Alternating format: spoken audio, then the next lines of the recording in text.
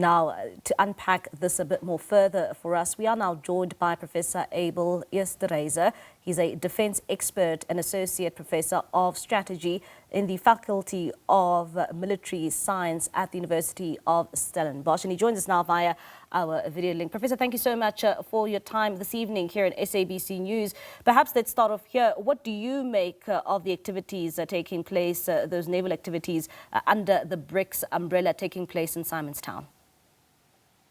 Yeah, it's perhaps important to note that this is not a BRICS exercise per se, but it is an exercise that involved quite a number of countries from BRICS. Of course, there's a broad objectives that have been outlined for this exercise. That's typical of the objectives that are pursued for this kind of exercise. But I want to argue that given what is unfolding in the world at the moment in terms of geopolitics, that this exercise is perhaps a somewhat controversial exercise given the countries involved and the countries who have accepted the invitation by South Africa to participate in the exercise. Now, Professor, we were speaking to the Deputy Minister of Defence just a short while ago in the 6 o'clock hour, and he basically is defending South Africa's position, saying that, well, South Africa has always participated in such activities.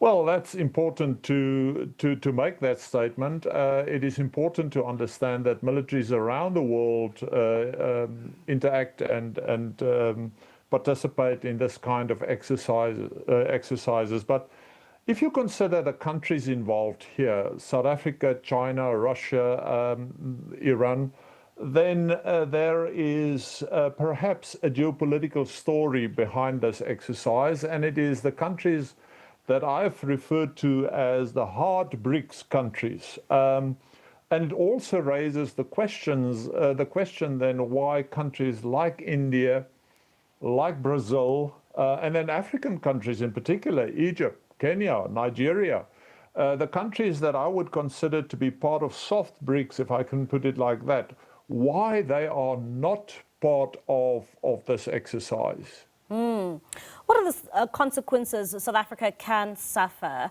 seeing that it is participating in this multinational naval exercise, particularly when you single out the countries that you make mention of, being China, Russia, as well as Iran?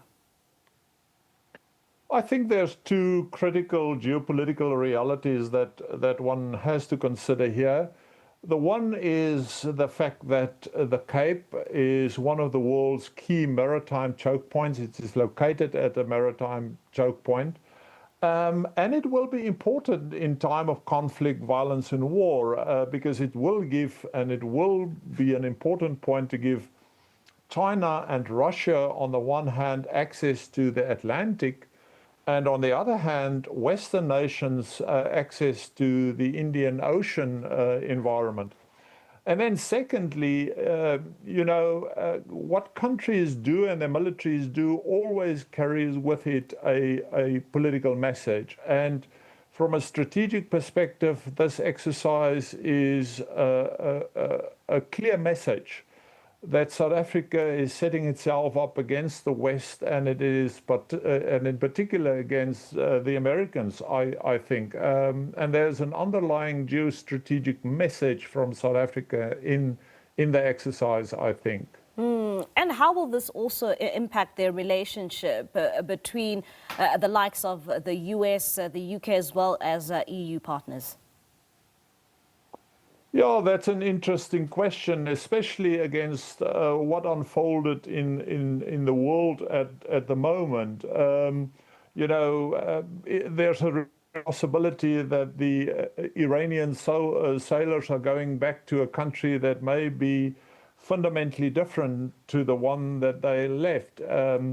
There's real geopolitical changes given what the Americans have done in Venezuela, and that affects Russia and China.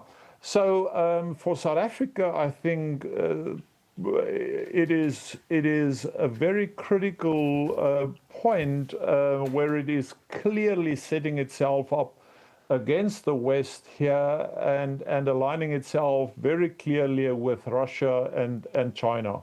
All right, Professor, thank you so much for your time. That's Professor Abel there, Professor Abel Esterhuyse. He's from the University of Stellenbosch, just giving us his analysis in terms of that activities taking place in the Western Cape, and that is that China-led multinational naval exercise, giving us his insight in terms of what it means on a geopolitical point of view, and of course the criticisms thereof that have come to the fore.